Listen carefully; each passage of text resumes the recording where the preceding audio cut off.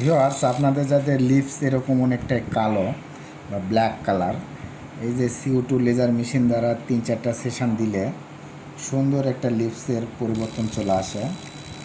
এটা করার পরে বাসায় শুধু মেরিল বা ভেজলিন ব্যবহার করলে এই যে সাদা সাদা যে ভাবটা হচ্ছে, এটা একটা মরা চামড়া হয়ে শুকা পড়ে যাবে। উপরকার যে ব্ল্যাক কালার যে স্কিন, এটা সুন্দরভাবে পড়ে যায়। ভিতর থেকে একটা পিঙ্ক একটা স্কিন চলে আসে খুব সুন্দরভাবে।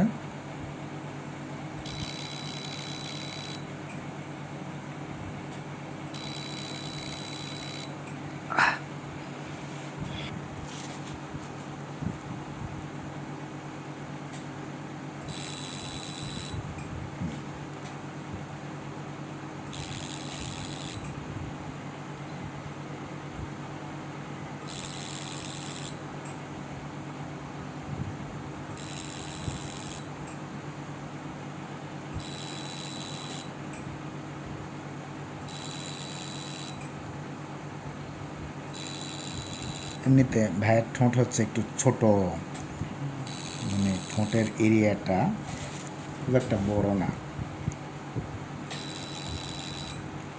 তো ভিউয়ার্স, আপনারা দেখছেন এই যে লিপস লেজার করানো হচ্ছে, এটা খুবই ভালো। উপরকার যে স্কিনটা মরা চামড়া হয়ে শুকে উঠে যাবে।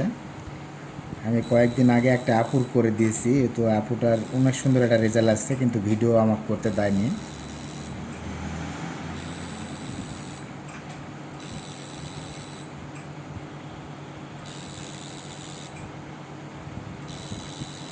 আপনাদের যাদের লিপস অনেকটাই কালো বা ডার্ক হয়ে আছে, এই যে এখন যেটা দেখতে পাচ্ছেন, এই যে সাদা সাদা একটা ফুটি ফুটি ভাব, এটা মরা চামড়া হয়ে উপরকার এই যে এটা উঠে পড়ে যাবে।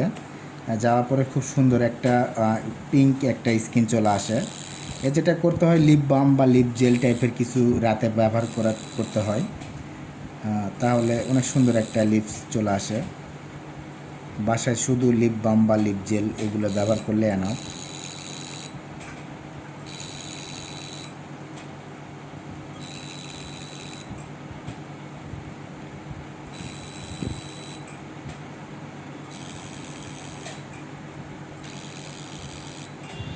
ওকে, এই যে সাদা যে ভাবটা, এটা থাকবে না, আপনি চেক করেন।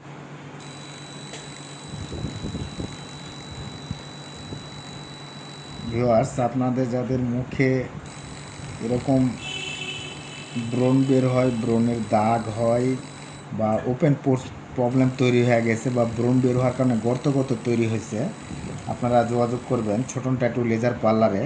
এখানে CO2 লেজার মেশিন দ্বারা এই কাজটা করানো হয়, খুব সুন্দরভাবে এটা করানো হয়। এটা এটা করার পরে যেটা হবে যে এই যে এখানে একটা আপনারা দেখতে পাচ্ছেন নেট নেট ভাব তৈরি হয়েছে। এই মেশিনের মাধ্যমে এটা স্ক্যান করে দিচ্ছে একদম, মানে আপনার স্কিনকে স্ক্যান করে দিতেছে। এটা করার কারণে যেটা হবে যে আপনার স্কিনের ভিতর থেকে আপনার এই ওপেন পোর্স প্রবলেম থাকবে না, আবার আপনার ব্রণ বের হওয়া বন্ধ হয়ে যাবে। আপনাদের যাদের এরকম মুখে ব্রণ বের হয়, ব্রণের দাগ তৈরি হয়েছে, আপনারা যোগাযোগ করবেন ছোটন ট্যাটু লেজার পার্লারে।